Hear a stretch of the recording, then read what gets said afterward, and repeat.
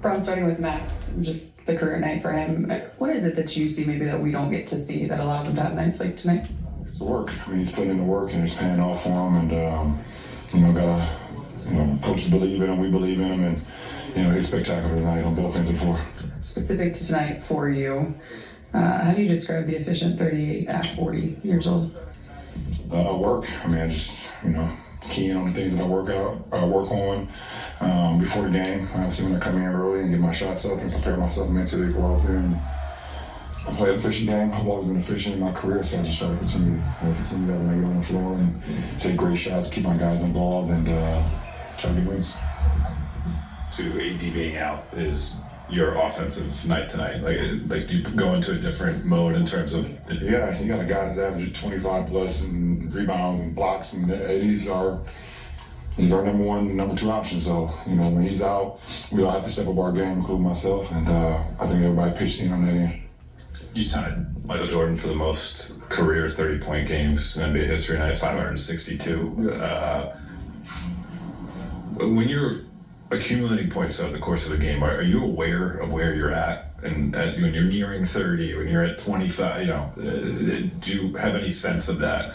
And can you pace yourself for that? I don't pace myself for it, but when you kind of have a heater going, you want to try to keep it going by continuing to take good shots and then take the right shots and not get yourself out of a zone. So you're aware of it when you're on the floor and you've made a few.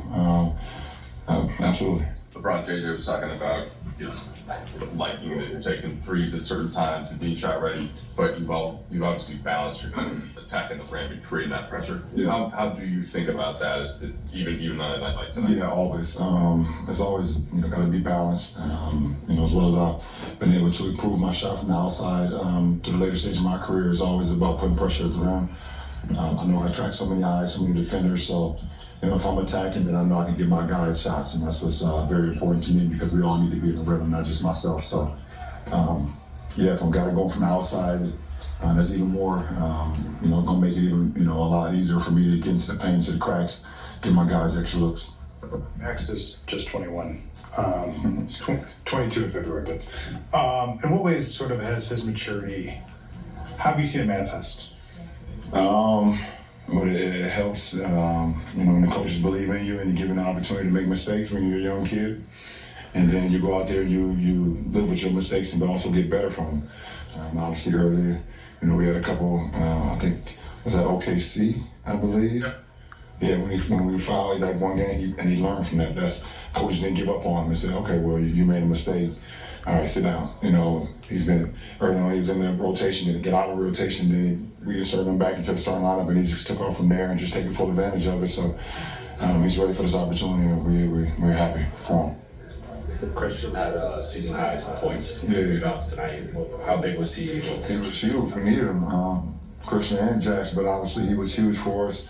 Coach said like a couple games ago he wasn't even in uniform, and for him to come in, step in, not miss a beat, finishing at the rim, getting rebounds, just being present. Him and Jax was definitely a great 1-2 punch without aiding that. LeBron, when Max was back and forth between here and South Bay early in his career, was there something that you saw from him that gave you an idea he could be a contributor? Oh, well, of course. I mean, I think his ability to put the work in. When we would practice, he always kind of looked the part, but it just takes time.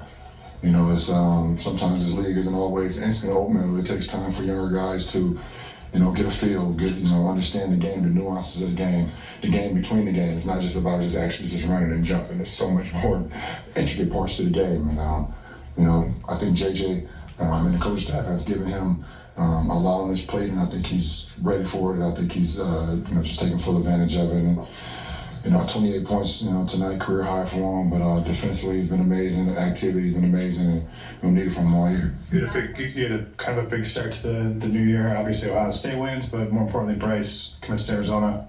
Ohio State did what? We did what? Oh, I didn't know you watched the game. Wow. Yeah, okay. Let's focus on the important thing here. Let's talk about Bryce. How special was that in your household? What went into the decision, and kind of what was your reaction? Well, it was his decision to make, and he went where he felt comfortable. You know, a straight shooter. Coach Lloyd, a straight shooter, gave them exactly what they believed in him or what they thought about him as a person, as a player, and we're happy to be a part of the Bear Down community now.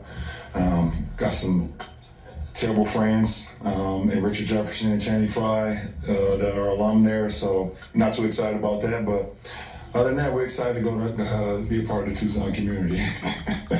Thanks, Arthur.